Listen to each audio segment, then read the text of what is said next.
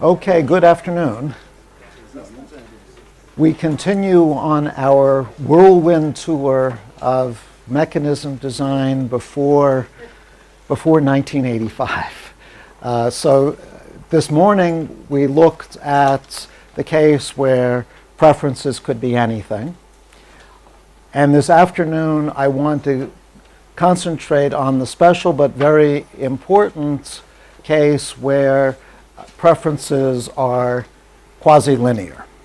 And what do I mean by quasi-linear? Well, let's suppose that we think of an outcome now as consisting of two parts. There's a public decision, X, or a decision that affects everybody.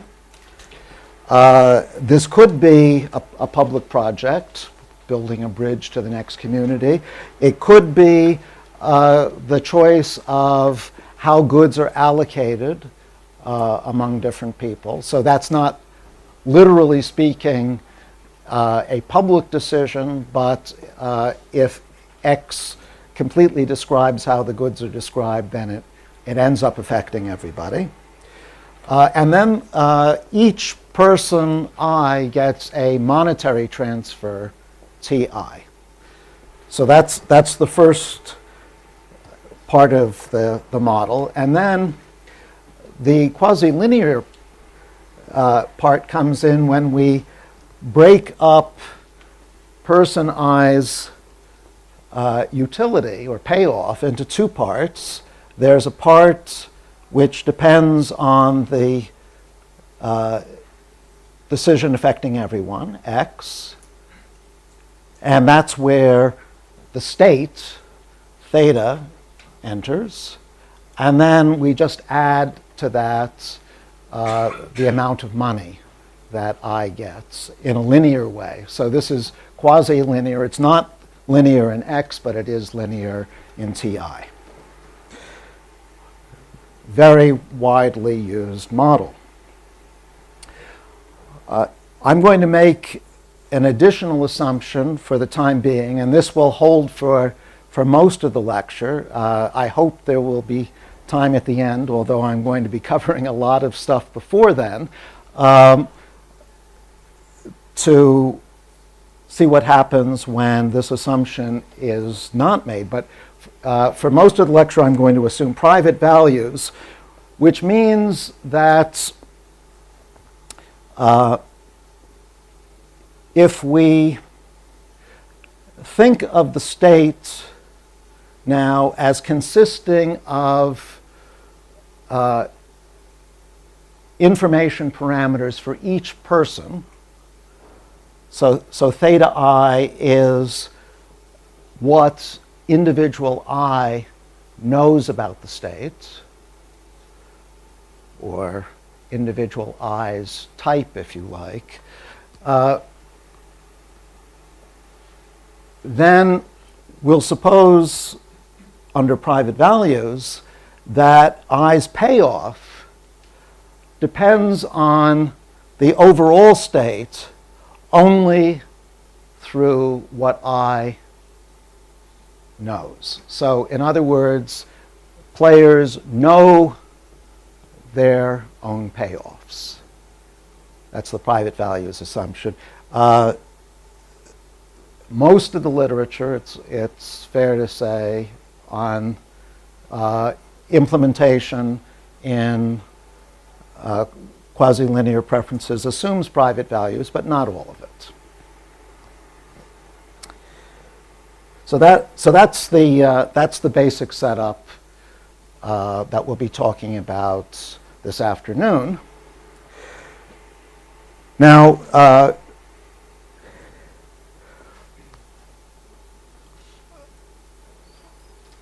given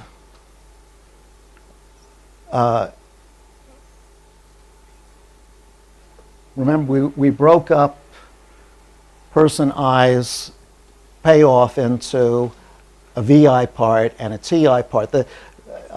Since everything is linear in money, efficiency doesn't depend on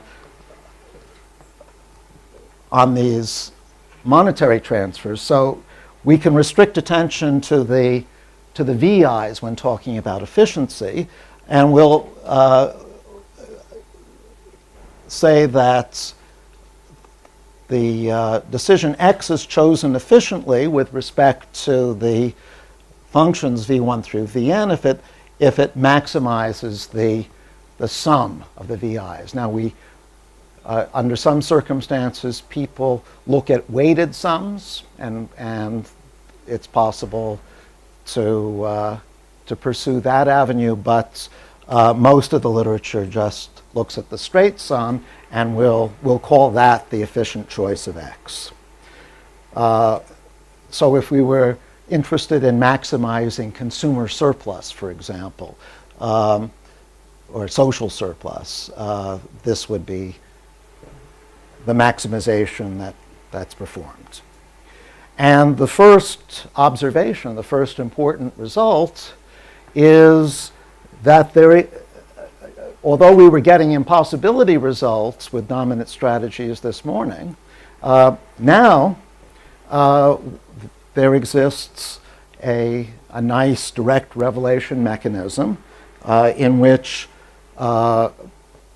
players are announcing their preferences VI, and in equilibrium, in dominant strategy equilibrium, people announce their true preferences, and when they do so, we actually get an efficient outcome. So that's a very nice result. It's actually an old result. That is, it precedes the development of the mechanism design literature in the 70s.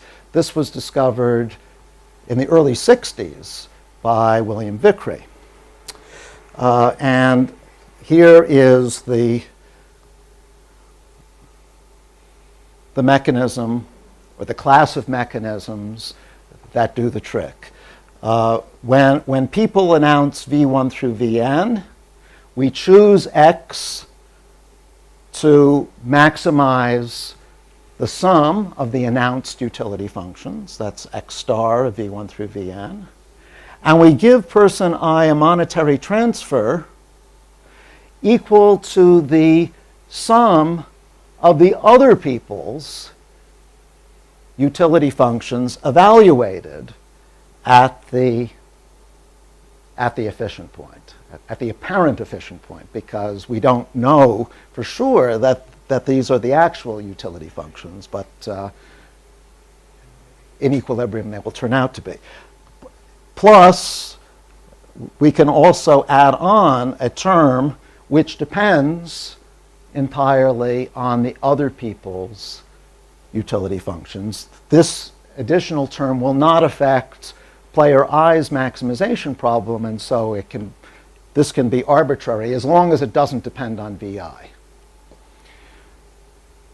So I claim that this mechanism, I haven't shown you the argument yet, but it's very simple. I claim that this mechanism will do the trick. That is, it will be a dominant strategy to be truthful, and we will get efficiency as a result.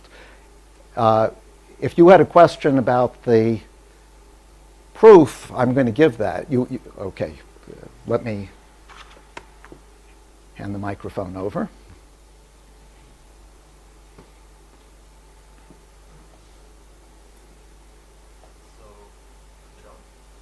It doesn't seem to be on.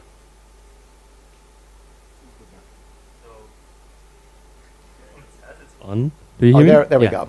How do you think of the VIs? Is it just a utility, or is it ordinal or cardinal? Well, now we have a numeraire. We have money as a numeraire, so it's cardinal relative to the numeraire, but the overall preferences are ordinal, as they always are in economics. Yeah. What is the quantifier on the types here, on data, in this statement? Because new V depends on theta? What is the quantifier The true- on paper? For every theta or for true theta or for what? I mean, you are describing a mechanism. You could announce any function you want. For any function you want Function of theta. of x, of x. The true VI's. You see, So the the V here was, before that, the VI was not only of x. Where was it? No, capital VI are functions from x to the reals. For Right. each theta I, you have such a function. right. That's a Oh, space okay, that you're okay. talking Okay. about. Yeah. Thank you. I'll assign Sergio to answer all questions. I have some experience.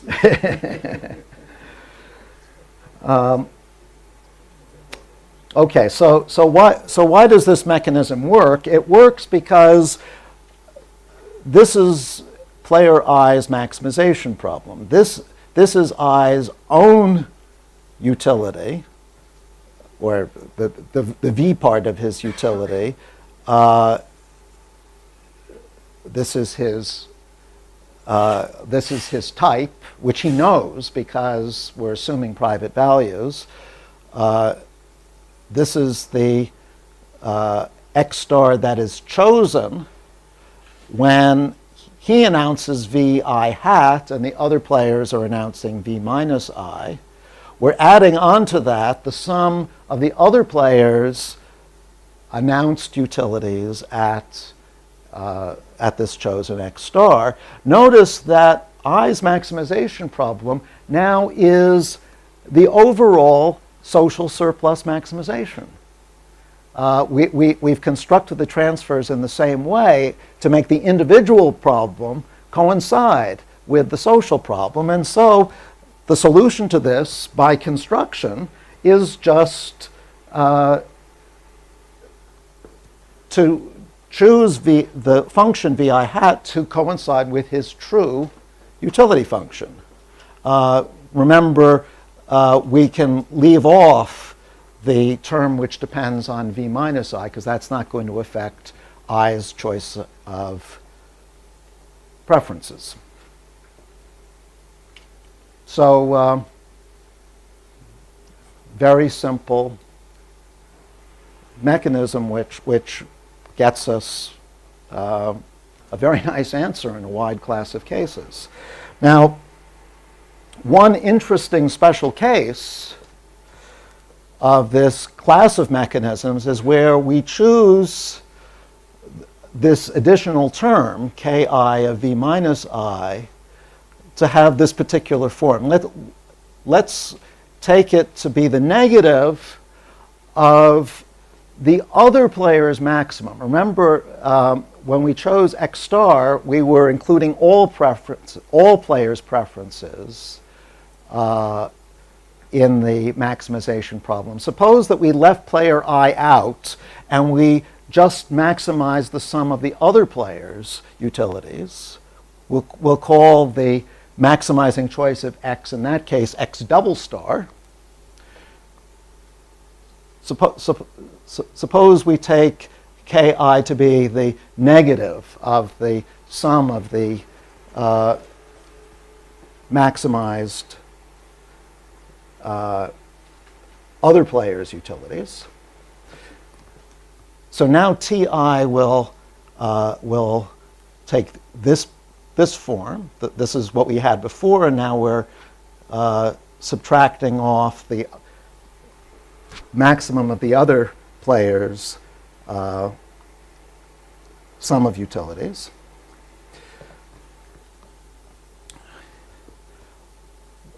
How do we interpret this expression? Well, this first term is what the other players, in effect, get if I is included in the maximization. This is what the other players get if I were not there at all. The difference between the two is the marginal impact that I is having on the other players. And the intuitive story behind why a transfer like this works to induce players to be truthful is that if you pay someone, if you reward someone according to the marginal effect they have on others, then he has the incentive to internalize that effect that he has on others. And so he will be truthful. Now, of course, formally speaking, this is just a special case of the previous slide, but it's a special case with particular importance. So this particular transfer rule is typically called the Vickrey-Clark-Groves mechanism. And the more general class of mechanisms that we saw on the previous page are typically called generalized VCG mechanisms. Question. Where is the mic?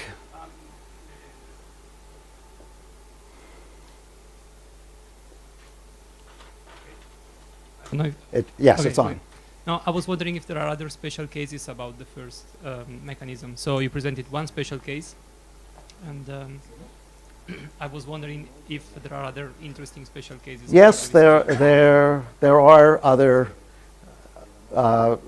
special cases that that have been studied, such as the mechanism which will come closest to making the transfers add up to zero. But I think it's fair to say that the VCG mechanism is by far the most important of the special cases.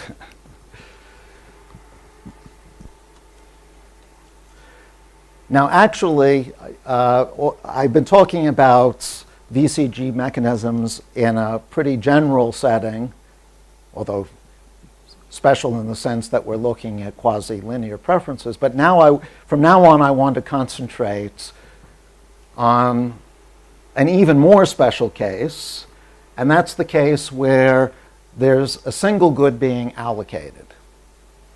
So think of these individuals 1 through n as potential buyers, and so X will determine which buyer, if any, gets the good. Now, instead of thinking of VI as a function, it's just a single parameter, the value for the good.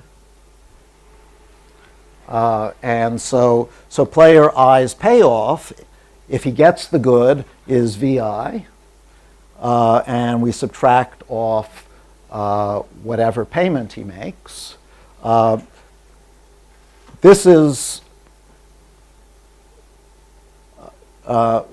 implicitly assuming risk neutrality. That is, once we introduce uncertainty and we start taking expectations, we'll be taking expectations of this expression, and therefore we're assuming that that players are risk neutral, and that will figure in some of the results.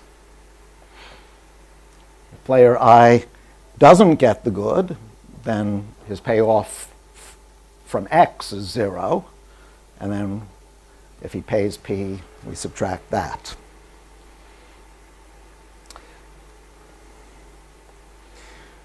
Okay, so what is the efficient choice of X in this more specialized setting? Well, now it's efficient to give the good to buyer I if he has the highest value. So if VI is bigger than the other player's value. And what is a generalized VCG mechanism in this setting? It's just the translation of the more general mechanism into this special case. If he gets the good, the other player's sum of V's is 0 because they're not getting the good. So only the additional term, the Ki term, matters. So this is I's transfer if he gets the good. If he doesn't get the good, that means that someone else did. That player is the player, if we're looking at efficiency, who has the maximum Vj. So in that case, i's transfer is the maximum of the other player's Vj's plus ki of v minus I. That's the generalized VCG mechanism. And the special case of the ordinary VCG mechanism is where the ki function is the negative of the other player's maximum.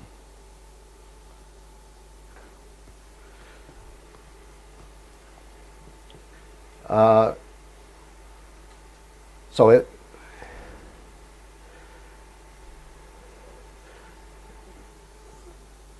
a VCG mechanism in this setting is just the ordinary second price auction. The second price auction, the player who gets the good is the player with the highest valuation, but that player pays an amount equal to the second highest valuation. So the VCG mechanism reduces to a second price auction for this special case.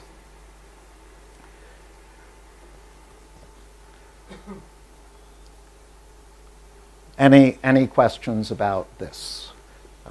Where's the mic? Okay. So I think this answer to this might be a product of a comment you've already made, but is it possible to set this up so that you get the efficient allocation to the person with the highest valuation, but then have the transfers sort of all redistributed back to the other bidders so that the mechanism designer isn't taking in a positive transfer? No. In fact, we'll see. It's not the first result, but I think it's the second result, that there is, in general, no generalized VCG mechanism which ensures that the sum of the transfers is zero. No. The first result, which is on this next slide, is that the only mechanisms which ensure efficiency and dominant strategies for players are these generalized VCG mechanisms. Then the second result will be that no generalized VCG mechanism ensures that the transfers sum to zero.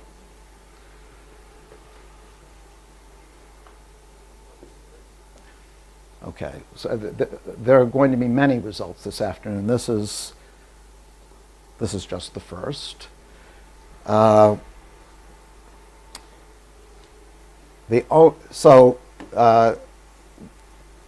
Only VCG mechanisms ensure dominant strategies and efficiency.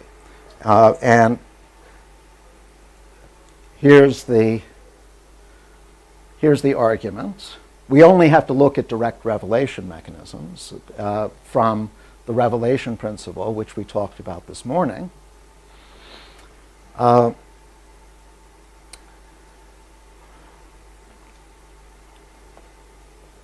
So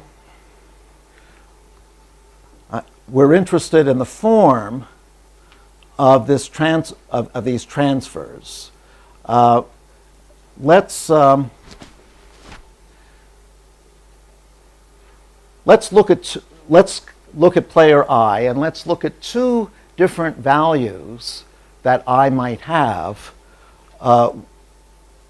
bigger than the maximum of the other player's valuation. So we're looking at a case where player I is going to get the good because of efficiency. But notice that player I's transfer better not depends on his own valuation, because if he got a bigger transfer for VI hat than VI double hat, well, he would always pretend to have VI hat, because in both cases he gets the good. That's efficiency. And in this case, he gets a bigger transfer. So we know that if I gets the good, his transfer must be independent of his own valuation. So we can write it as ki of v minus I. And similarly, if he doesn't get the good, again, his transfer cannot depend on his own valuation. Now let's look at the knife edge case in between, where his valuation is exactly equal to the maximum of the other player's valuations. Well, in this case, he's going to have to be indifferent between getting the good and not getting the good. So if he doesn't get the good, Why should be indifferent? Why should be indifferent? There's still continuity of Why? because either suppose that he strictly preferred getting the good. I mean, the model is continuous in the VIs, right? Efficiency is continuous. So preferences preferences by construction are continuous.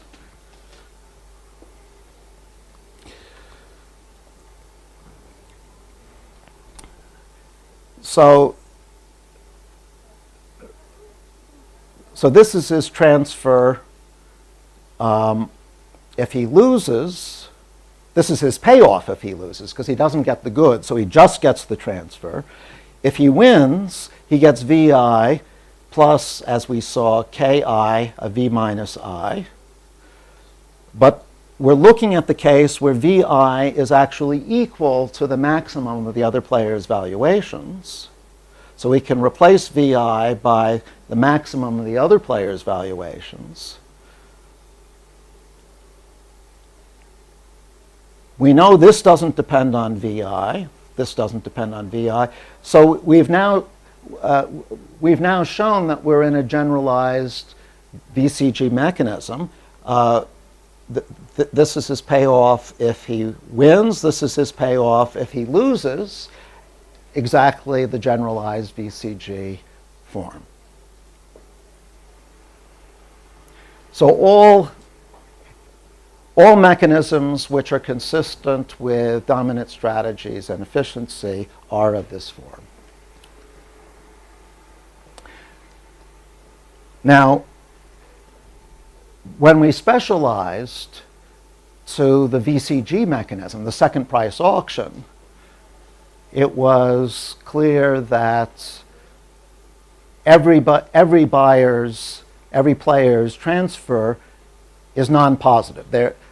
They either pay zero if they lose, or they pay the maximum of the other player's valuations, which is positive, if they win. So they're paying a positive amount. The transfer is non-positive. But you might ask, could we construct a mechanism in which the transfers sum to zero? There are settings, as we'll see in a few minutes, there are settings where that's useful, so that the system is closed. We don't have to worry about where the transfers are going or coming from. That's non-positive in all VCG mechanisms, or Sorry? transfer is non-positive in all VCG mechanisms, or only if the valuations are For the VCG mechanism, the particular, where KI took this particular form, the transfers are non-positive. it depends on if the valuations are negative. For example, Oh, if no, it's no, no, no. In this setting, the valuations themselves are non-negative. For example, if it is a procurement auction, then it will be opposite, right? The transfer will be non-negative. You know, the case that we specialize to is where there is a single good being transferred to a set of buyers, so the valuations are non-negative. prefer getting the good to not getting it. That was the Yes. basic assumption. You prefer getting the good to not getting it. Right. Which says VI positive. Right.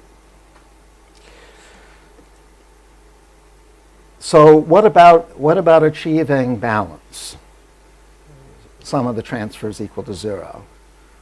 There are no mechanisms consistent with dominant strategies and efficiency which will accomplish that. And here's a proof. It's a little bit more complicated when there are 3 or more players. So in the interest of saving time, I'm going to look at the 2-player case. You can look up the more general case in Green and Lafont, for example. So suppose we did have a generalized VCG mechanism in which the sum of player 1's and 2's transfers is 0. Well, we know from the definition of the VCG, generalized VCG mechanism, that if V1 is bigger than V2, 1's transfer is just K1 of V2, and 2's transfer is V1, because that's the maximum valuation, plus K2 of V1. So this expression has to add up to 0 for all V1 and V2 satisfying this inequality. So that tells us that K2 must take this form. The only way for this sum, see, this term doesn't depend on K1. So it doesn't depend on V1, thank you. So if there's any hope of getting this equation to hold, then K2 has to be minus V1 plus a constant. Otherwise, the left-hand side is going to vary with V1. And by analogous reasoning,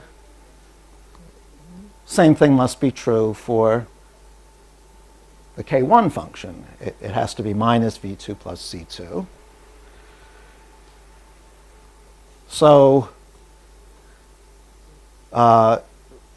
replacing K2 by this expression, K1 by this expression, we get this equation here. Well, the V1s cancel, that's fine, but this minus V2 doesn't cancel, and so clearly we can't get this equation to hold in general. Symmetrically it doesn't work because it's when V2 is bigger than V1. No, but remember the K's don't depend on whether V1 is bigger than V2 or not. That we're using the generalized. Okay, I jumped in. Yeah, We could say right. it's a constant directly there. Yeah. Okay. So that's the proof. Where is the mic now? Okay.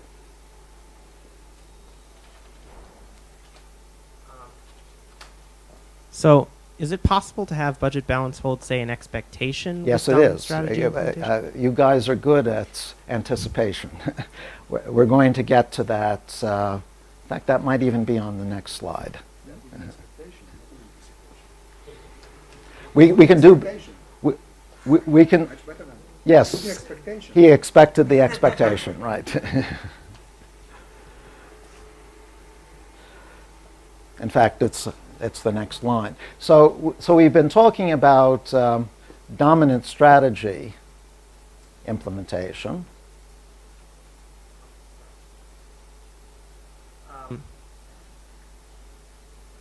So, what I was wondering about is if it's possible to have.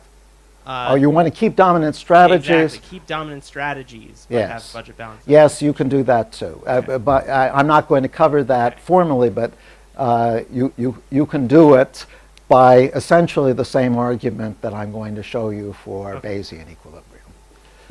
Now, actually, the Bayesian equilibrium result is going to be stronger because for Bayesian equilibrium, we're not just going to have budget balance and expectation. We're going to have budget balance exactly, but at the expense of giving up dominant strategies. And here's the results. It's due to D'Apremont and Gerard Verret. And actually, Arrow independently had a paper on the same subject. So let's suppose, and I'm going to stick again with 2 players, just for convenience. So we're going to now suppose that V1 and V2 are distributed independently, and independence here is important for the arguments.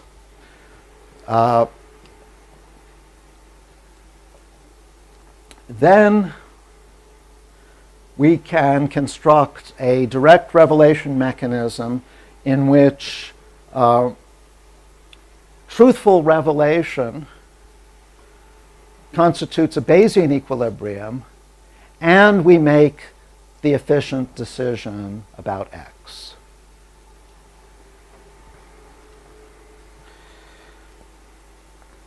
And here's the argument. We start with a VCG mechanism. So let T1 of V1, V2 be player 1's VCG transfer.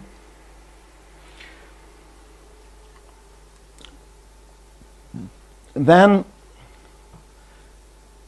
if we think of 1's announcement in this direct revelation mechanism as being V1 hat, the maximum for player 1 must occur when he's being truthful, when V1 hat equals V1.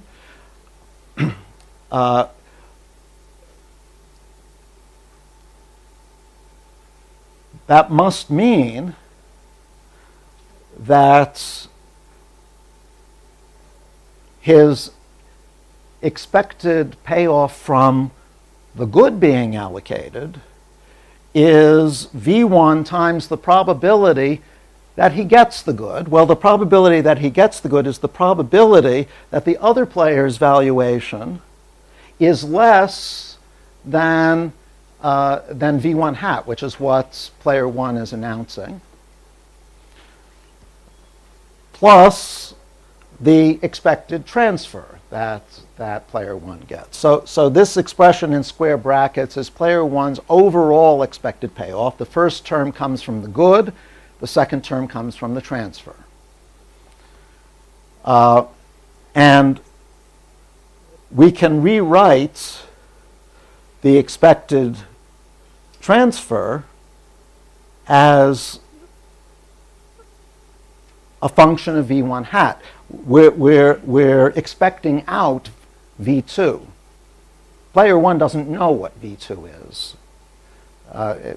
He knows that it's distributed according to V2, F2, but that's all he knows.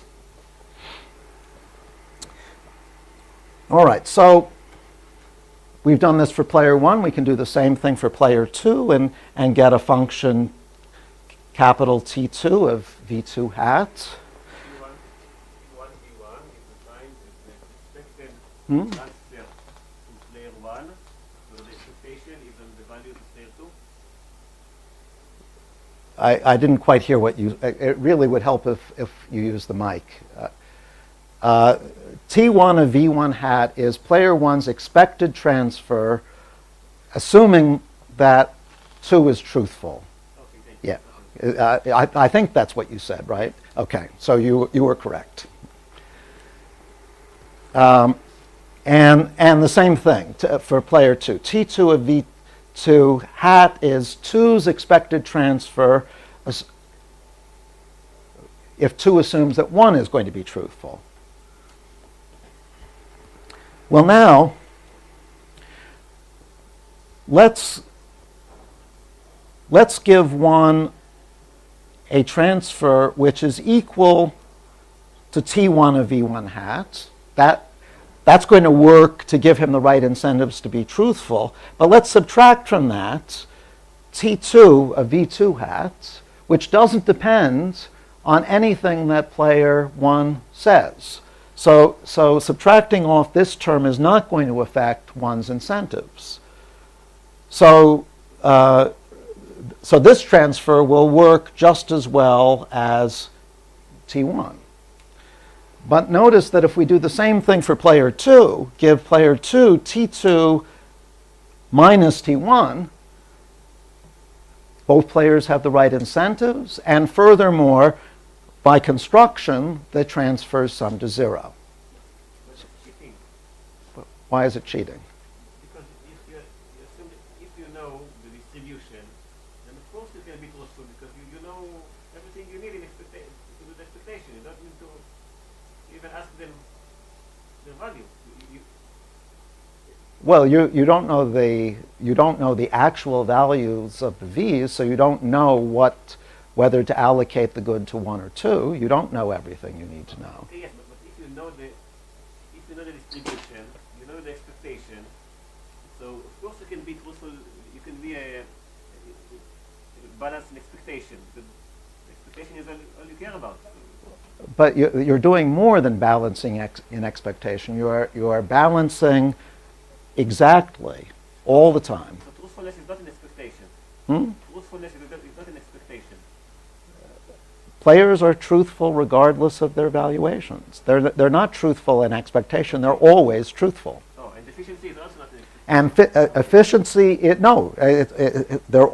it's always efficient. They're always truthful, and transfers always sum to 0. Now, there was a previous question.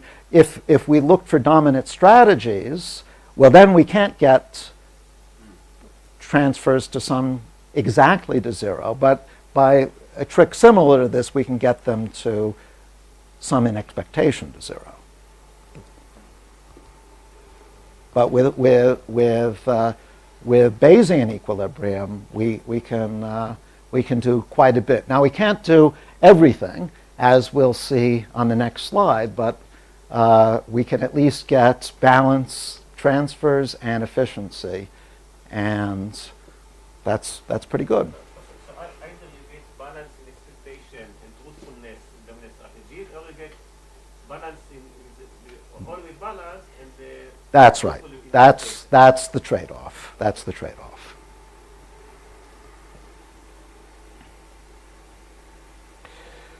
Okay, so I said we can't have everything. The thing in particular we cannot have if we add it to efficiency and balance is individual rationality. So what do I mean by that? Well, let's look at the case where one of the players, say player 1, already has the good. So we start off, player 1 owns the good, and then the question of efficiency is whether one should transfer the good to 2 or not. Well, that should happen only if 2's valuation is bigger than 1's valuation. But one is going to want to give up the good only if, in expectation, he does as well by that as holding it on, holding on to it himself. And 2 is going to be willing to take the good only if, by accepting the good and paying whatever he has to pay, he ends up with a higher payoff in expectation than he would get if he didn't participate in the mechanism at all. In other words, each player has to have an expected payoff of at least 0. 0 is what you get if you don't participate in the mechanism. And that's what we mean by an individual rationality constraint. Doing as well in the mechanism in expectation as you would do outside the mechanism. Now what is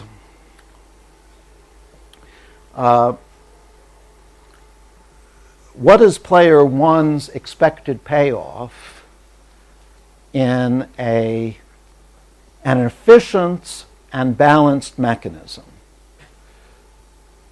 Well, this is player one's expected transfer. We're taking the expectation over V2, which player one doesn't know. We're starting from a position where player one owns the good. So all that can happen to player one as far as the good is concerned is to lose it, in which case he loses some utility. In what cases does he lose utility? He loses utility if the other player's valuation is higher than his. So we subtract from the transfer that he receives his loss of utility from giving up the good. This is his overall payoff, which has to be non-negative. Otherwise, he wouldn't be willing to participate. And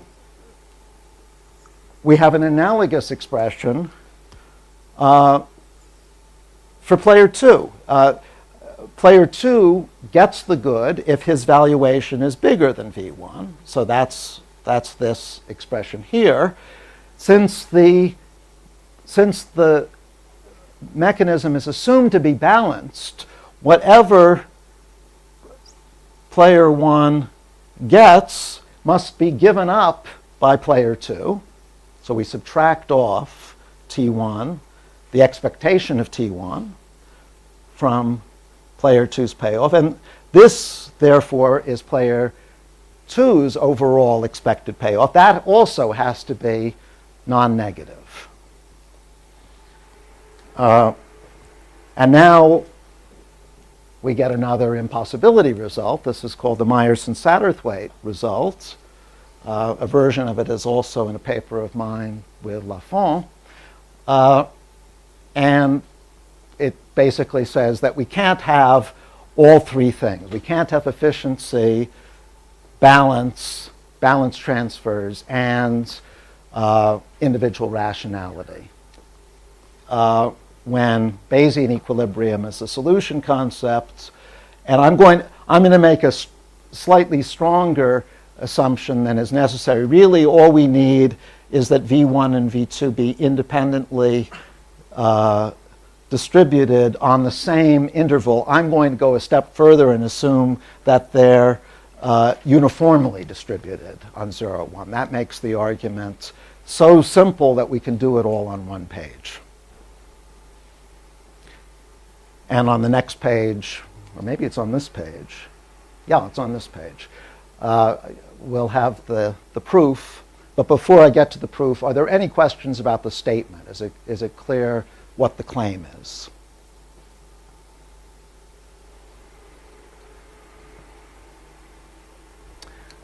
Okay, so let's assume that the theorem is not true and that we have an efficient and balanced direct revelation mechanism that also attain. Oh, question. Sorry. Where is the mic?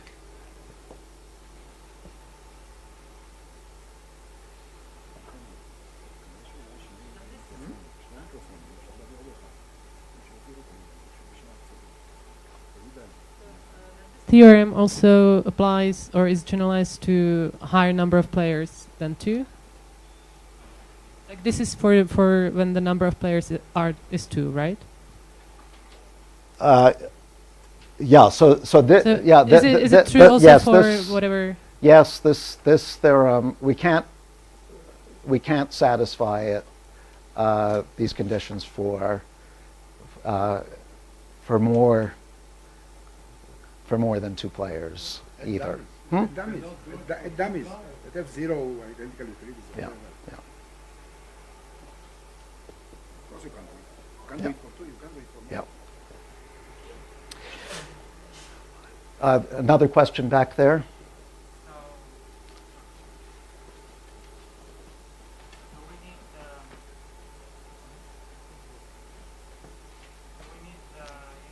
Now, the mic's not working.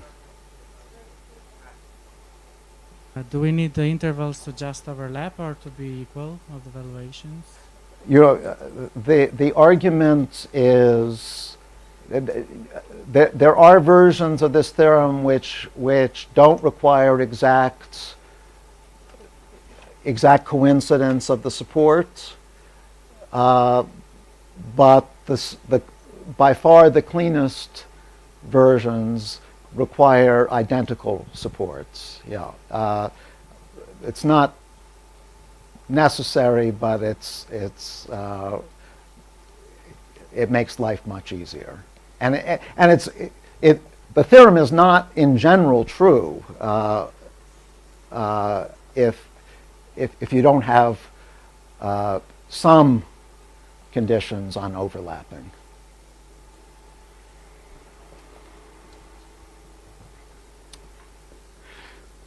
Okay, so let's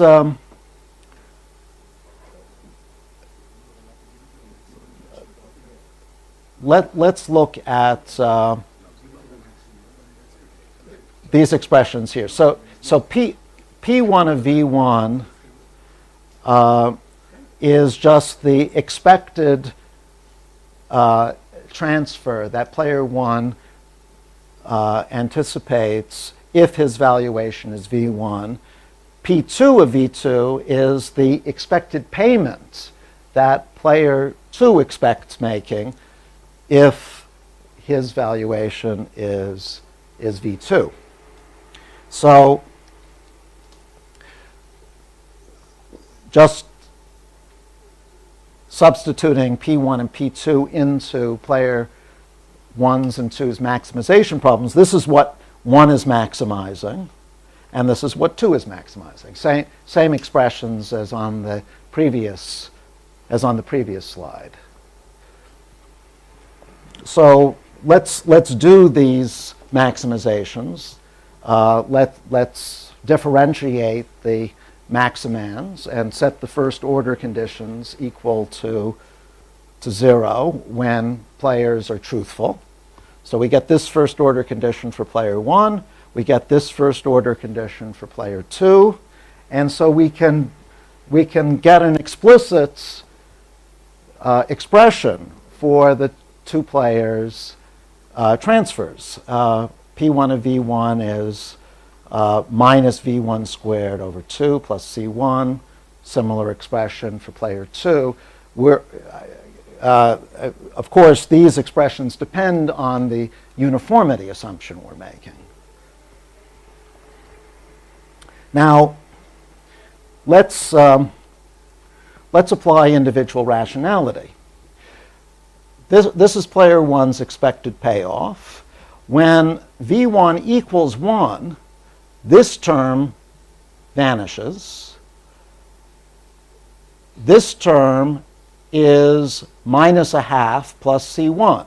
So that tells us that in order to satisfy individual rationality, C1 has to be at least a half, right? What about for player 2? Well, this is player 2's expected payoff. Let's set V2 equal to 0. Then this term vanishes, and we have minus player 2's payoff is minus P2 of 0. So we substitute a 0 in here. We have C2, or actually minus C2. So C2 has to be non-positive in order to satisfy 2's individual rationality condition. Now, from balance, we know that the expectation of P1 has to equal the expectation of P2, right? And so when we integrate, when we take the expectation of P1 and we take the expectation of P2, This expectation is just C1 minus a sixth. This expectation is C2 plus a sixth. Since C1 is bigger than a half, this expression has to be bigger than a third. This expression can never be bigger than a sixth. So we can't satisfy this equation, and so there is no mechanism which is efficient, balanced, and individually rational. That's the Meyerson-Satterthwaite theorem. Any questions about that?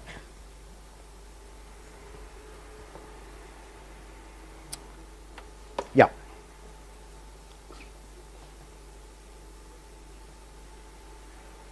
So my question. So my question would be: here, the individual rationality constraints were complicating things because one agent already owned the good. Yeah. But if I now, as a designer, maybe have a good and I want to allocate it to the person who has the highest valuation for it, is it then possible? I mean, because now we have both asymmetric information and asymmetric ownership. Yes. So yes, there's a literature on this, and the general answer is yes. That in that case, we can satisfy all three. So this negative result depends importantly on the fact that one of the players, in this case player 1, already owned the good.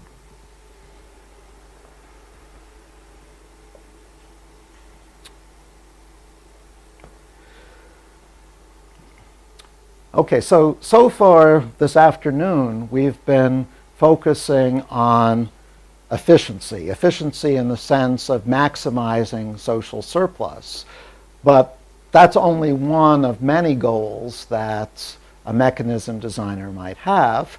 And one of the important questions in the literature is, what happens if the goal is to maximize, say, the revenue generated from selling this good? That's the question I want to turn to next. So in the exercise we just looked at, buyer 1 owned the good and buyer 2 was a potential acquirer. But let's now think of the seller as an additional player, separate from the end buyers that we've been talking about. And this is the seller who owns the good. And this is the seller who wants to maximize expected revenue. So how do we find the mechanism or a mechanism which maximizes expected revenue? Well, let's start by looking at a general mechanism or a general auction. An auction is just a good which assigns the good to at most one buyer. Perhaps it doesn't. Perhaps the good isn't sold at all. Perhaps the seller holds on to it. But at most one buyer can get the good, and buyers make payments. Not just the winning buyer, but perhaps some of the losing buyers make payments. There are auctions that take that form, all pay auctions, for example.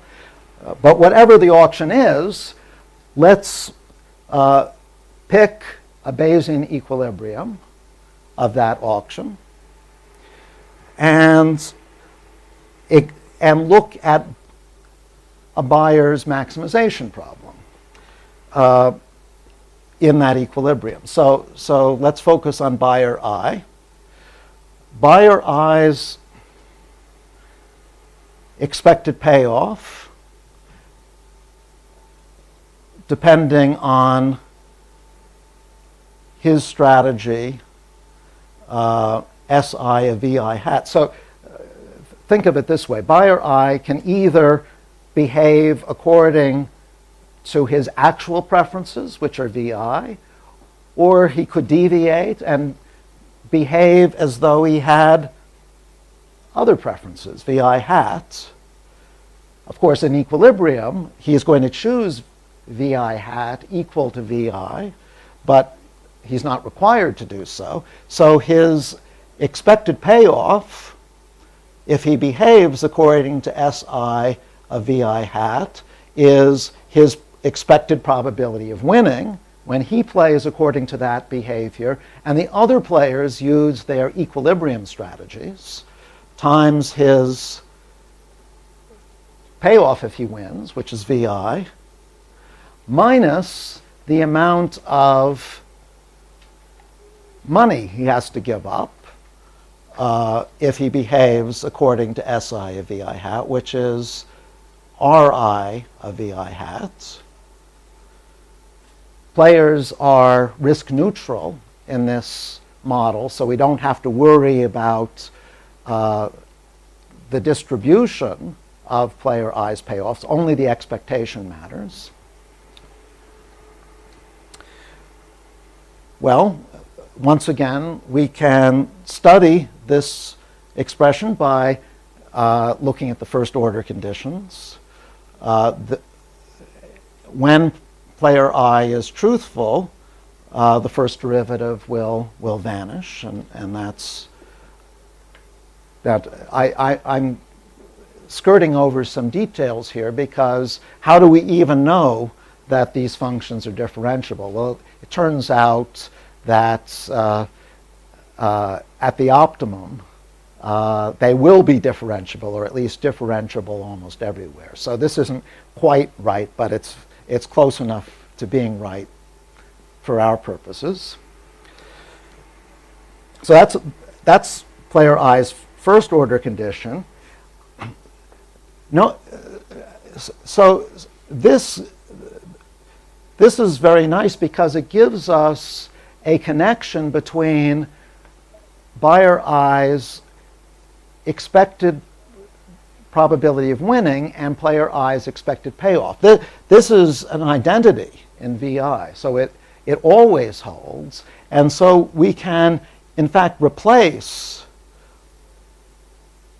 RI or replace RI prime by an expression that depends only on VI and G. And what I've done is to make that replacement. So this is the derivative of I's expected payoff where we've replaced RI prime with G prime VI. And the second order condition corresponding to this first derivative is just that G prime be non-negative at VI hat equals VI.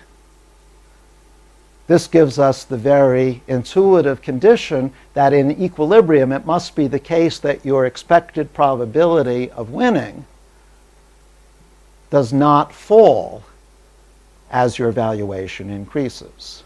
It would be a very strange auction indeed if it declined. In fact, we can see that it's inconsistent with equilibrium for GI to be declining in VI. O is a function of two variables, right? Now with 4, there are two variables. Well, VI is not a variable. VI is the true valuation. The only thing that player I can control is VI hat. VI is just his true valuation. It's a derivative with respect to the announced This value. yes. When we talk about second order and first order conditions, we're talking about VI hat, which is the thing that I can vary. He can't vary VI. VI had this control, and VI, the true valuation could be like random little sign, like a constant, right? That's true valuation. True valuation. Sorry. I don't quite understand what you're asking. I understood now. Okay, Fine. good. My favorite kind of question, answered by the questioner.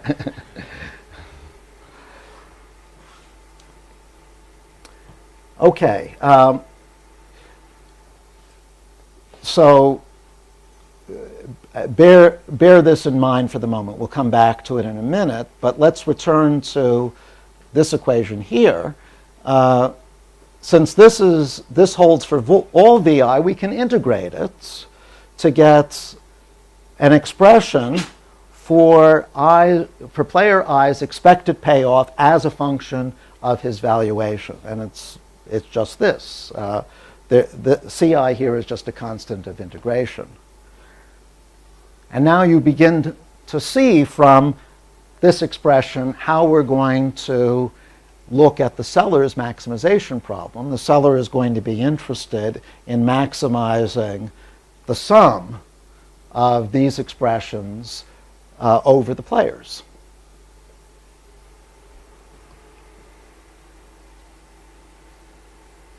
One other thing we can say about CI. So let's substitute Ri back into I's payoff function. Notice that this expression here cancels with this expression in equilibrium. So that means that I's payoff in equilibrium is just this expression minus CI. Remember, CI is part of I's payment, so we subtract it from his payoff, and that means that CI has to be non-positive to satisfy I's individual rationality constraint.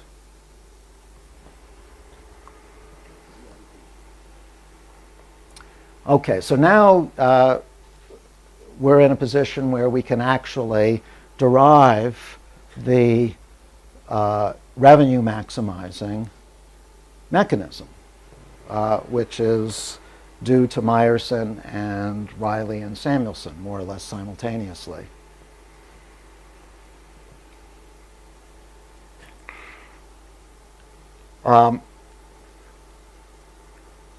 So to do this, let's assume that the buyers are ex-ante symmetric, by which I mean that the VIs are distributed not only independently, but IID. They're all drawn from the same distribution, F. And for convenience, we'll suppose that the support is 0, 1, but that it could be any support. Now, it turns out that the form of the revenue maximizing auction will depend critically on this function J, which is sometimes called the virtual valuation, for reasons I won't get into, of corresponding to valuation V. It's V minus the hazard rates, and the idea behind it is that because each buyer has private information, that buyer can derive a certain amount of surplus. If the seller knew buyers' valuations, there would be a very simple revenue maximizing auction. Just go to the buyer with the highest valuation, charge that buyer whatever his valuation is, the seller would extract all the surplus. This is a measure of how much surplus a buyer can retain by virtue of having private information about his valuation. So the claim of the revenue maximizing theorem is that an auction which will maximize the seller's expected revenue is a second price auction with the additional twist that the seller sets a positive reserve price. A reserve price is a price below which the seller refuses to sell. So the seller, if all of the buyers' valuations are below this reserve price V star, the seller just holds on to the good. But if some of the sellers have valuations higher than V star, then the seller is guaranteed to get at least V star for the good. And V star is set at a point where J of V star is 0. And you'll see where this comes from. I'm going to prove the theorem for you. But before I get to the proof, are there any questions about the assertion?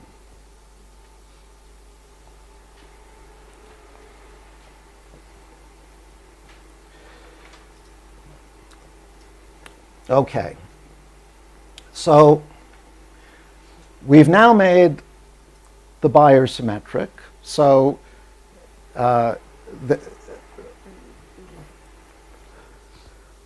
we can drop the subscripts from the G's.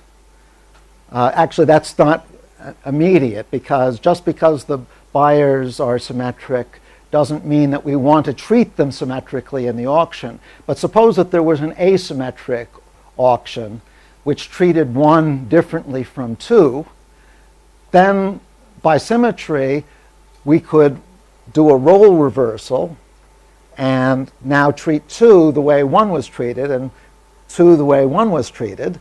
But now, and that would also maximize revenue. Now we could do a coin flip between the 2 auctions. And so there must be a symmetric auction which maximizes revenue. And that's what we're looking at here. So given symmetry, on the previous slide, we had this expression for the amount that a single buyer expects to pay as a function of his valuation V. And we just multiply that by n because there are n buyers. So actually n plays no role here.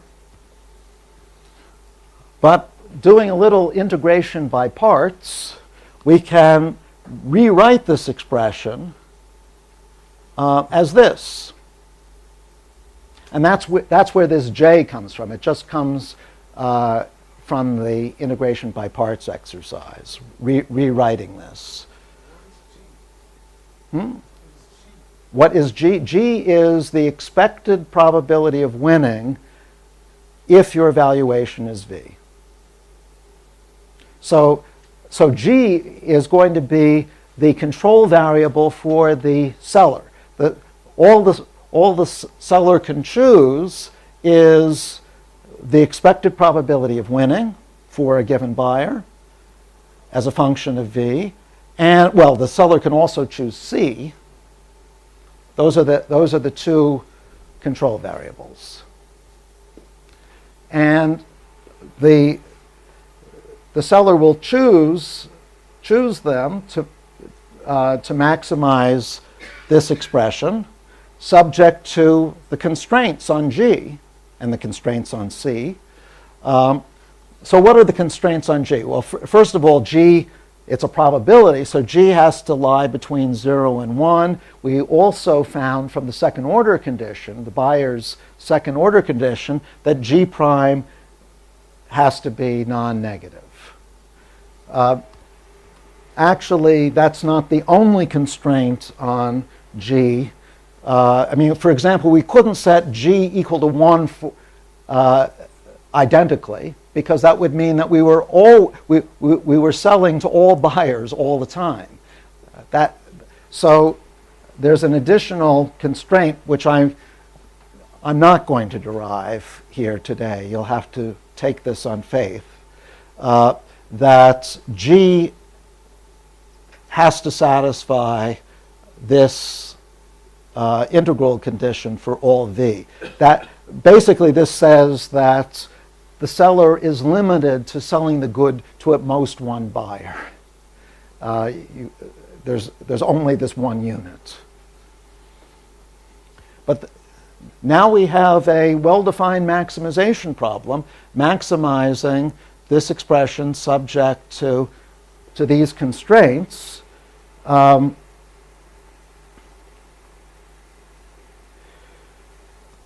first thing to observe is that C is going to be chosen equal to 0. Remember from the previous slide, C had to be non-positive in order to satisfy the buyer's individual rationality constraint. Let me go back to that. That was down here. C has to be non-positive, otherwise the buyer might not be willing to participate. Wouldn't be willing to participate if his valuation were 0. So we've now eliminated C, and the question is, what is the best G to take in order to maximize this expression? Well, if J is positive, clearly and we're supposing that that J is monotonically increasing in V. So it starts out being negative. You can check,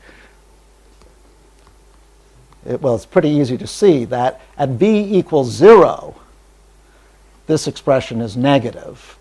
That vanishes. That's minus 1. F prime is something positive. So J is negative at V equals 0, and it's positive at V equals 1, because this second term vanishes then. In between, there will be some point V star where it's exactly equal to 0. So what the seller is going to want to do is to make G 0 when J is negative. That's the lowest value G can be. And from this constraint, the buyer is going to want to take G to be as big as it can be when J is positive. Well, the biggest it can be is f of V to the n minus 1. But what auction takes this form? Well, in fact, there are a lot of auctions that take this form, but one very simple auction that takes this form is a second price auction with a reserve price of V star, which is the value that makes J 0. So why does this G correspond to a second price auction? Well, in a second price auction, the buyer with the highest valuation wins. So the probability that you're the buyer with the highest valuation is just the probability that everybody else has a lower valuation. That's f of V. That's the probability that one buyer is less than you, raised to the n minus 1 power, because there are n minus 1 by other buyers, and we're assuming independent distribution. So we're done. We've derived the form of a revenue maximizing auction for this case. Why second price? I didn't see the second price. Well, I didn't say that it's the only one, but in a second price auction, the winner is the buyer with the highest valuation. Okay, the winner, yes, the payment. Why the payment here is the second price? Oh, well, that's the beauty of the result on the previous. That's the beauty of this expression here. You might have heard of something called the revenue equivalence theorem. The revenue equivalence theorem says that if two symmetric auctions give all buyers the same expected probability of winning, that is, the expected probability of winning is the same in one auction as the other, the buyer's expected payments must be the same in both auctions. So any two auctions which have the same G function must have the same R function, up to a constant of integration. Yeah, this is the revenue equivalence theorem. That's right. This is it right here. That actually predates Riley, Samuelson, and Meyerson. That was observed by Vickrey himself. How do you see here the revenue in the second price? I don't see, maybe I'm blind, but I don't see how this RI is the second price. This is the expected payments. The expected payment in the first price auction is the same as the expected payment in the second price auction by this result, because in both cases, the high bidder, the high valuation buyer wins. So why do you say that the revenue maximizing auction is second price? Well, So it is the first price. yeah, that's right. I gave you an example of a revenue maximizing auction. There are a million of them. There's an infinity of them, actually. But one particularly simple auction is the second price auction. Why? Because in the second price auction, it's a dominant strategy to bid your valuation. It's not a dominant strategy to bid your equilibrium bid in the first price auction. In fact, you won't bid your valuation. You'll bid something less in the first price auction. So is the only revenue maximizing forceful auction? This is the only one where it's a dominant strategy to be truthful. Yeah.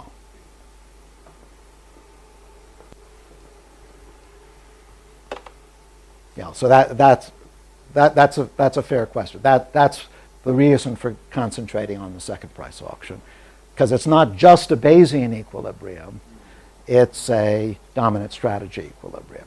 And there's a more general result which says that in a very wide class of mechanism design problems in a quasi-linear environment, you can find, if you can do it with Bayesian equilibrium, you can also do it with dominant strategy equilibrium.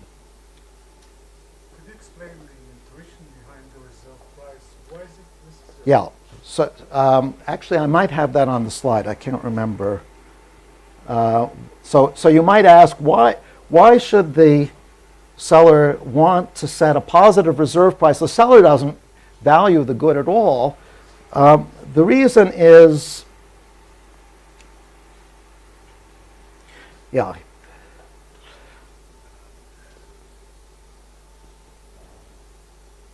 if the problem is, what if there's no reserve price and there are two buyers, say? One of the buyers has a high valuation. One of them has a low valuation. For using a second price auction with no reserve price, the high valuation buyer is going to get the good for practically nothing. So the value of having a reserve price is that it ensures that even if all but one buyer have very low valuations, the seller is still going to get V star. It's true that there's some risk now that he won't get to sell the good at all, because maybe everyone will have a valuation less than V star. But as long as there's one buyer who has a valuation higher than V star, the seller is guaranteeing himself V star. The seller gets the reserve price. Yes. Not that the auction is cancelled. That's right. If there's at least one buyer with a valuation more than V star, the seller will get at least V star. He might get more than V star. If there are two buyers above V star, and we're using a second price auction, It's not a true second price auction. it's a second price auction with a reserve price. It's as though there's an additional player, a fictitious player, who has entered a bid of V star. So either The seller. the seller has entered a bid of V star. And so the seller will retain the good unless someone is willing to top V star. And say it was one buyer already. Yes, suppose there's just one buyer. Sergio is right. One interesting feature of this theorem is that the reserve price doesn't actually depend on n. Remember, n disappeared from the maximization immediately. So even if there's one buyer, especially if there's one buyer, it's easy to see that the seller is going to want to have a reserve price. If there's just one buyer and we use a second price auction, buyer will pay nothing. The only way of getting any revenue out of a buyer, if there's just one buyer, is by setting a reserve price. But if there's just one buyer, then We just call them nine price. does not work. It's called a posted price. What I've been calling a second price auction with reserve price is just a posted price if there's a single buyer. Where we used was VCG evaluation. I'm sorry? There was an assumption in the beginning that the virtual evaluation is monotonic, right? Virtual evaluation. Oh, yes. Okay. All right. So the question is, where did we use the fact that G prime is, that J prime is positive? We used it when we asserted that this is the solution to the maximization problem. So, suppose that so there's some chalk.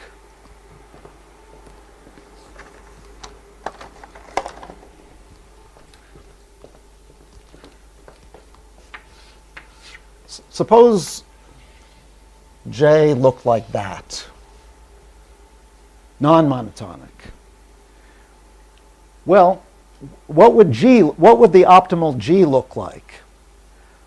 Well, what the seller would like to do would be to choose a G which first goes up but then goes down and then goes up again. The seller can't do that because G has to have a non-negative derivative.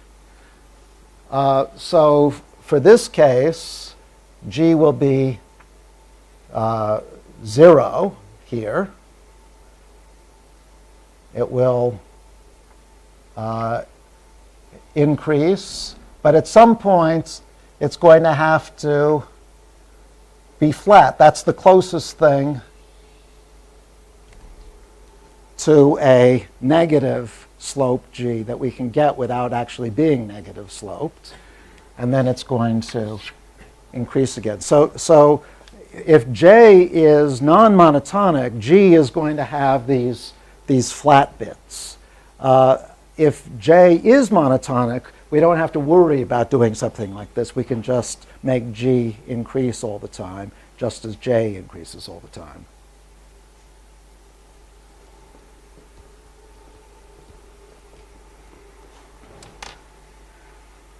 Okay, any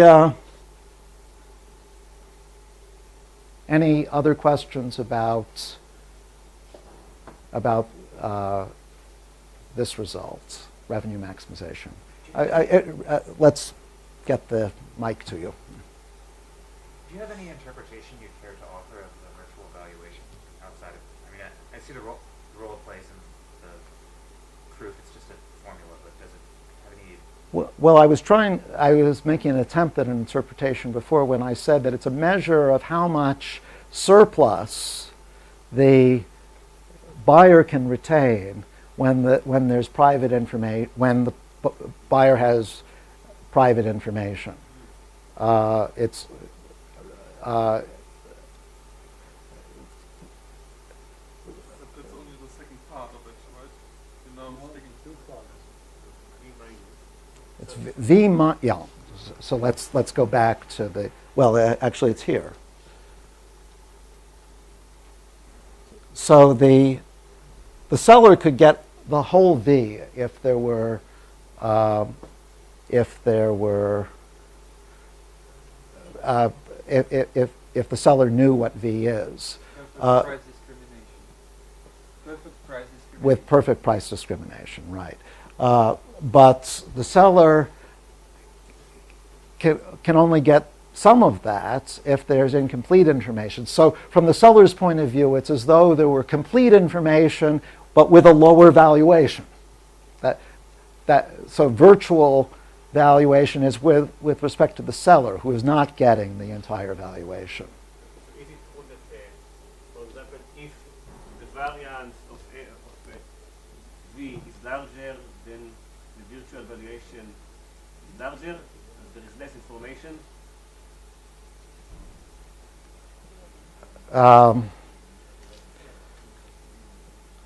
Actually, Stephen is the expert on how revenue depends on variant. Do you know what the answer to that? Okay. Well, in fact, you should repeat the question with a microphone.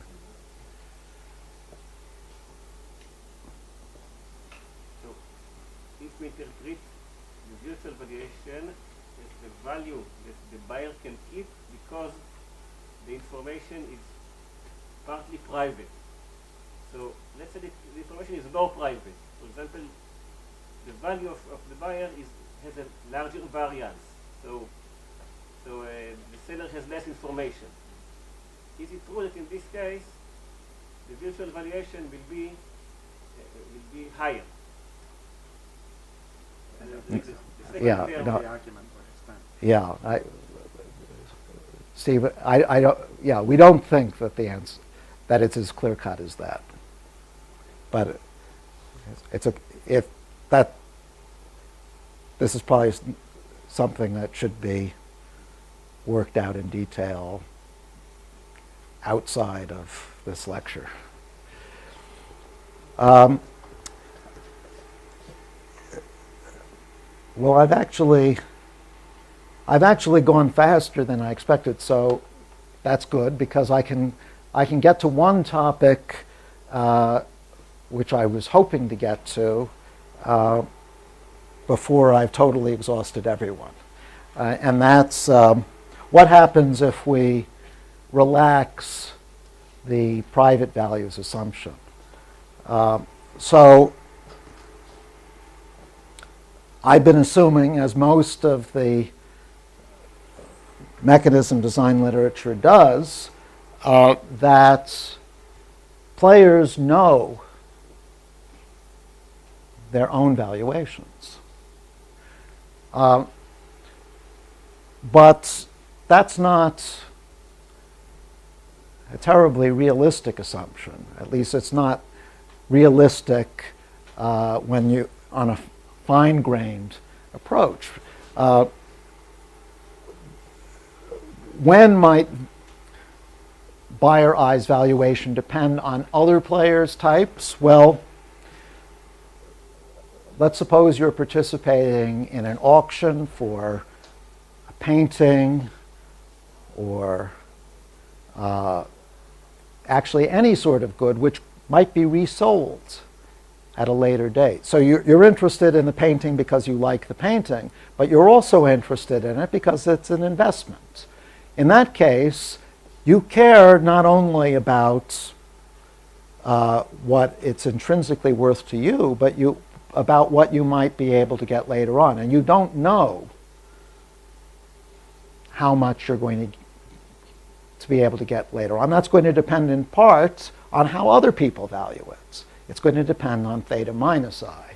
And so in many settings, VI will depend on theta minus I, which buyer I doesn't know, by definition.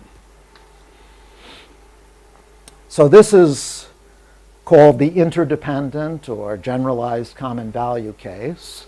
And I'm not going to take you very far into this case, but I did want to talk about the one good allocation problem that we've been talking about. One thing to observe is that in this setting, the second price auction, or the VCG mechanism, is no longer efficient. And here's a little example to show you why. Suppose that there are 3 buyers, 1, 2, and 3, and 1 and 2 have valuations which depend not only on their types but on the other player's types. Player 3 has private values, but that's not going to rescue things. And let's look at values of theta 1, theta 2, and theta 3 in which 1 and 2's values are equal to 1, and 3's valuation is close to 1. It's either a little bit below 1 or it's a little bit above 1.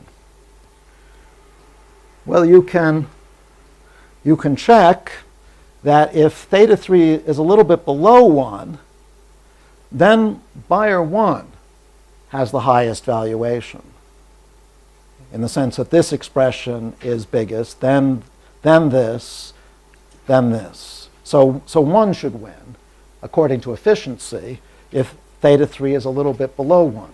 But if theta 3 is a little bit above 1, then the ordering between 1 and 2 flips, and now it becomes efficient to give the good to buyer 2.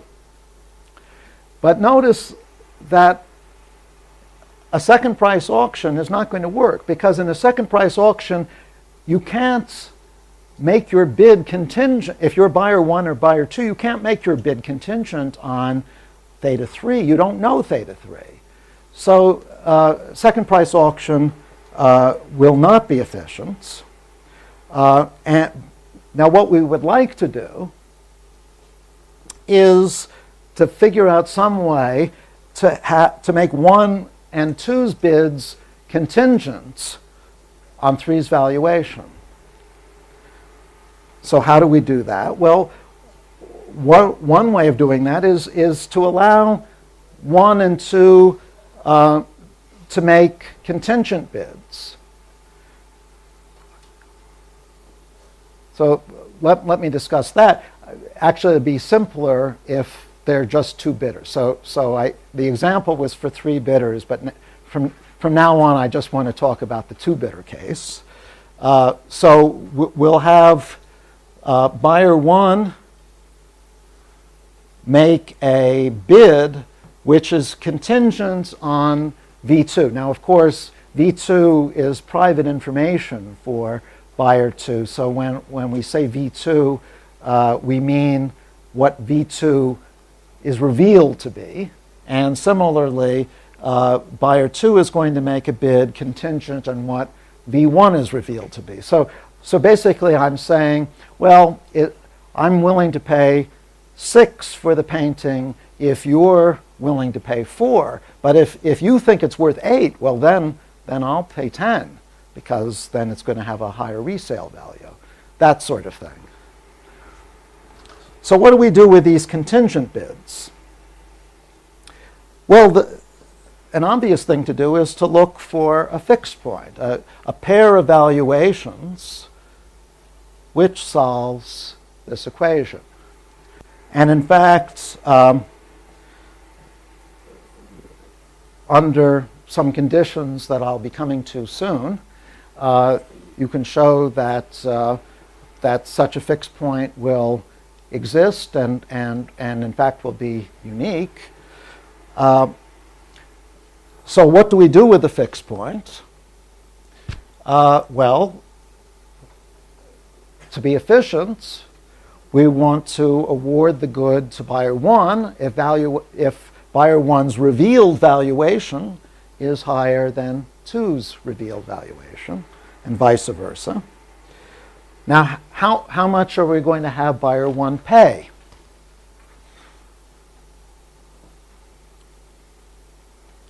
Well, if we were using second price auction logic, we would want to have 1 pay what 2 would have been willing to pay, the maximum 2 would have been willing to pay if 2 got the good.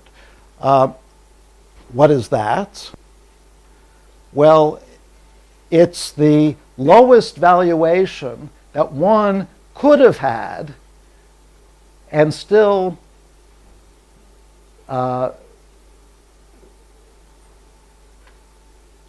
receive the good, according to 2's bidding function. So at this point, it's efficient to give the good to 1. It's efficient to give the good to 2. This is the lowest valuation one could have and still get the good, or put another way, it's the last point at which one could get the good. So this is what is sometimes called an extended second price auction, extended to the case of interdependent values. And you see that it keeps the idea that the winning buyer, in this case buyer 1, is paying an amount that is independent of his own bid. It only depends on 2's bidding function, not on 1's. And it also, so that's an idea from Vickrey. And the other idea from Vickrey is that 1 pays the lowest amount that he could have paid while still getting the good, or the amount that 2 would have paid had 2 got the good. And I claim that, and I'll show you in the remaining time, that this extended second price auction is actually efficient under some condition. We have to impose an additional condition, but under that condition, it will work. Question: what happened to the mic?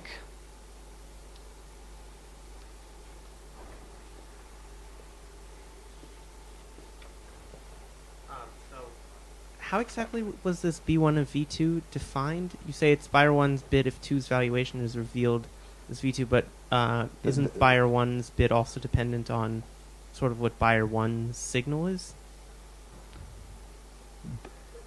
Oh, you're asking about the bid functions. Yeah. Yeah. Buyer 1 sends in a schedule, B1 of V2. V2 is what 2's valuation is revealed to be through the auction. And buyer 2 sends in a corresponding schedule depending on V1. But doesn't my bid depend not only, even if I knew what your value is, your exact value, Yeah. wouldn't it also depend on what my signal is, what I would want to bid? Like, I know exactly, let's say your value is like theta 1 plus theta 2 Sure. or So, something. So then I know the sum, or maybe it's No, like theta well, 1 plus... I think you're getting at the idea of what truthful bidding would be. At the moment, we haven't said about how buyer 1 or buyer 2 actually choose these valuations. I see. Haven't got to. You're ahead of the game. Hold on for a minute or two, and I'll get to it. How do you extend the payment for the case with more than 2 buyers?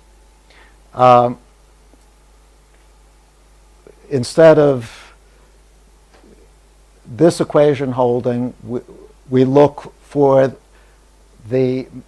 on the right-hand side, it's the maximum of the other buyers rather than the other buyer. So it's the maximum of these Bs.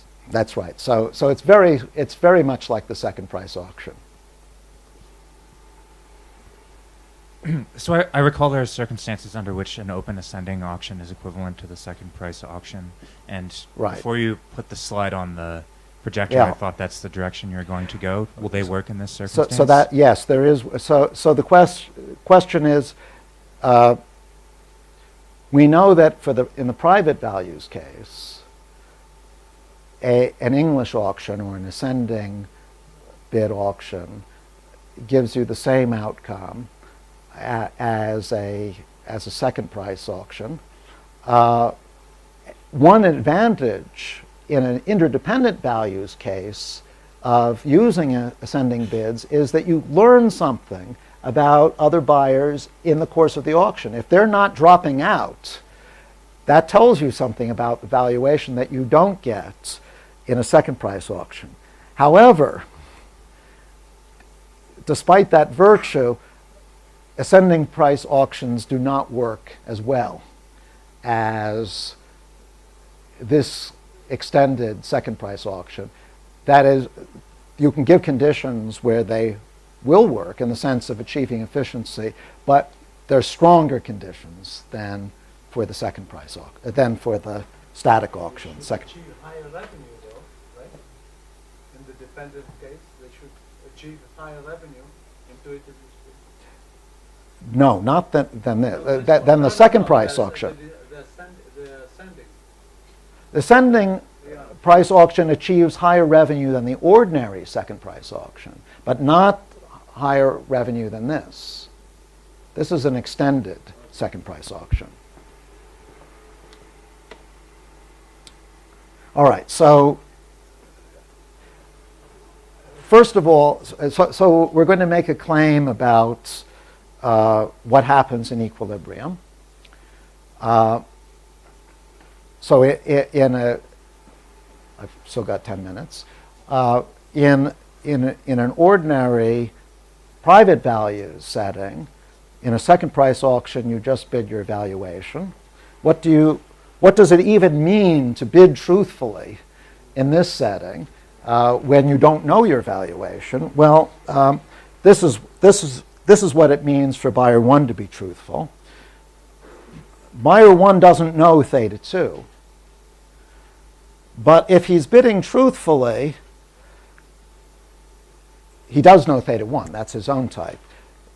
If he's bidding truthfully, he will satisfy this equation for all possible values of theta 2. That's truthful bidding for buyer 1. And truthful bidding for buyer 2 is just the symmetric equation. And if this is what we mean by bidding truthfully, it's immediate from this equation that truthful bidding is a fixed point. So if buyers bid truthfully, we will allocate the good to the buyer who really does have the highest valuation. But will they bid truthfully? That's the question. Now, it was very easy to show in the private values case that bidding truthfully is a dominant strategy. It's not a dominant strategy here, but it's as close as you can get to a dominant strategy in an interdependent values case. As long as you make, we have to make two assumptions. First, the valuations have to first be increasing in your own type.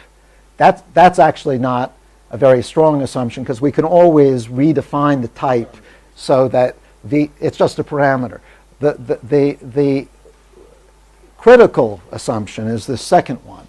Suppose that we had parameter values where the two valuations are equal, V1 equals V2. Then at the margin, if my theta I goes up, that has to affect my valuation more than it affects you. That's important. So this is the critical assumption. But if those two things hold, then it's not a dominant strategy to bid truthfully, but it's a Bayesian equilibrium, and furthermore, it's what's called an ex post equilibrium. So an ex post equilibrium is a Bayesian equilibrium with the added feature that even if you got more information about the other player, even if you knew the other player's valuation, you wouldn't want to revise your strategy. So your strategy is still optimal even with more information. And so truthful bidding will be an ex post equilibrium in this auction, and let me show you that. So suppose that buyer 2 is truthful, and we have to show now that it's optimal for buyer 1 to be truthful.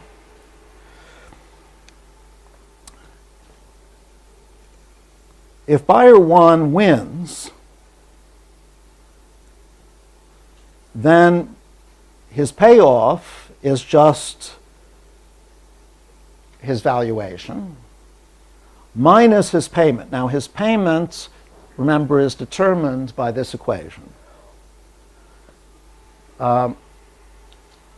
And what we need to show in order to prove that one will be truthful is that this net payoff is positive whenever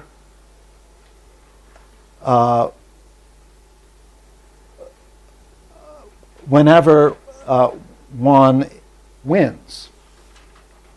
So he wins only in the cases where he benefits from winning, and he loses when his net payoff is negative. I claim that by being truthful, one can guarantee that he wins only when if and only if his payoff from winning is positive. So,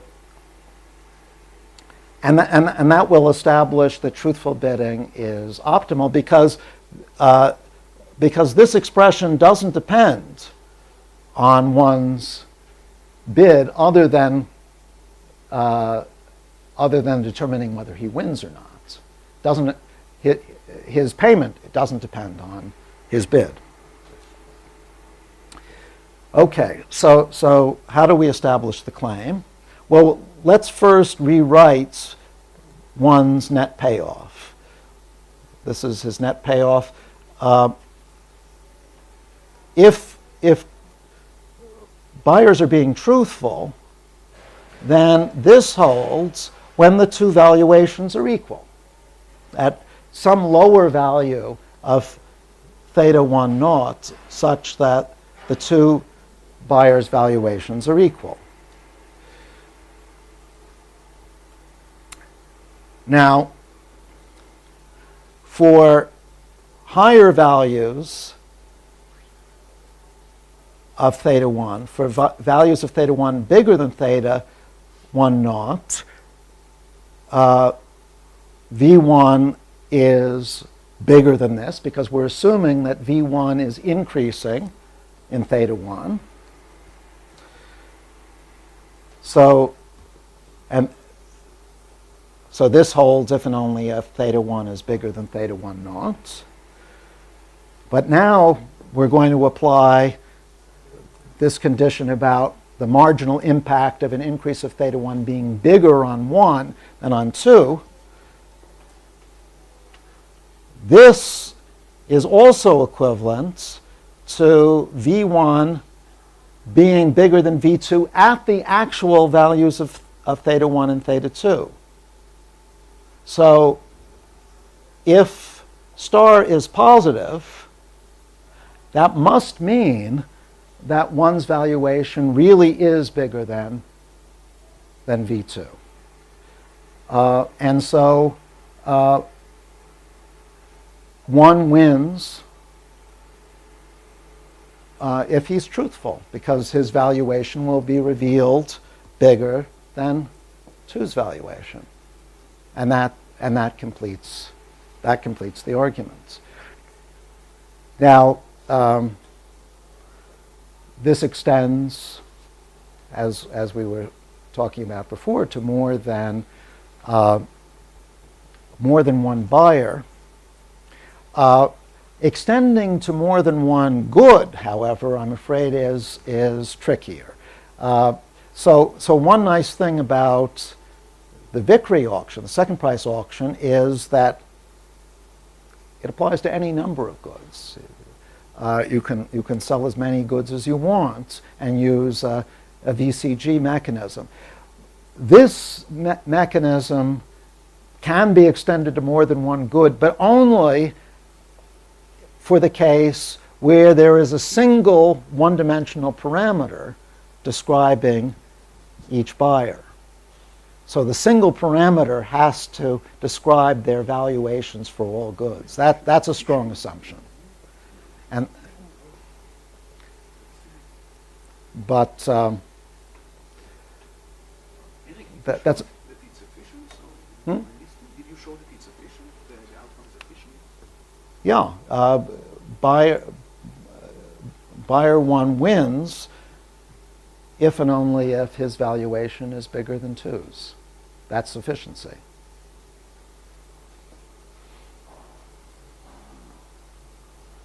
Okay, I was just thinking that you were showing that the truthfulness. If they are truthful, then these will be the true valuations. So even though nobody knew, even his own valuation, That's right. the information revealed by these contingent bids will ensure efficiency. What about maximal revenue? Maximal revenue with interdependent values. Okay, so that I think Shmuel was asking about that before. So Milgram and Weber, the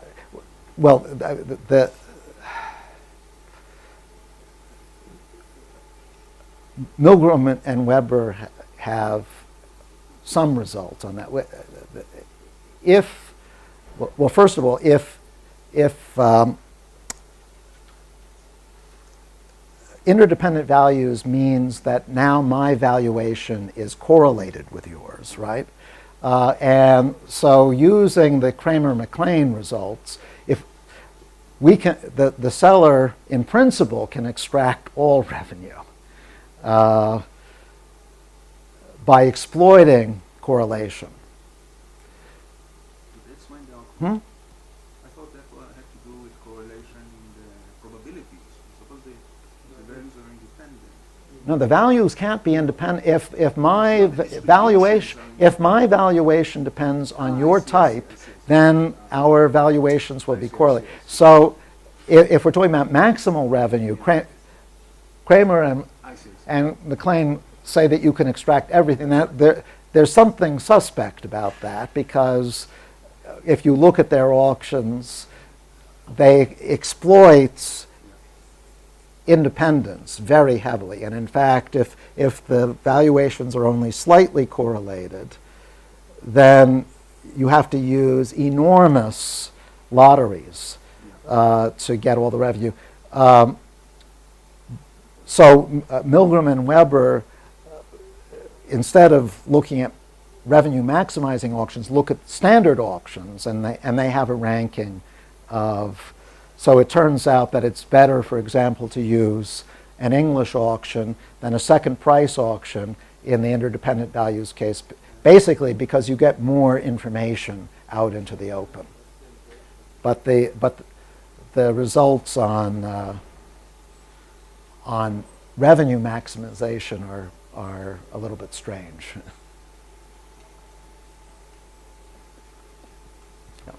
So just Yeah, following up on that question, my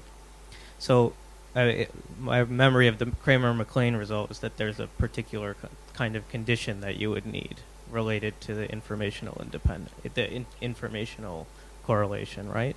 So I didn't know if there has to be positive correlation. I mean, Right. it can be, as long as there's positive correlation, basically, Okay. You can extract. Any correlation. Hmm? Any correlation. I don't think that's I'm sorry. I didn't mean. Non-zero. Exactly. Right. Right. I'm sorry. I misspoke. No, but still, I think you need that for every type. Either you have one theory or one belief over the other type. Okay. So that's right. So, but that's actually. So I didn't. I think this may be something that Stephen is going to go into later. So one criticism of the D'Apremont-Gerard-Verret model that I had up earlier is that under that model, if you know someone's valuation, you know their beliefs about the other player. There's a one-to-one correspondence. That's a, and generalizing to Kramer-McLean, when there's correlation, you want that to hold as well. That's a very strong assumption. It may be more natural to assume that even if you know even if you know someone's valuation, that doesn't give you any additional information about their beliefs about other buyers, in which case revenue maximization once again becomes a more interesting problem. Yeah. Yes, yes, yes. Neyman made this. Made the. Here it's Neyman. Neyman, okay. Okay.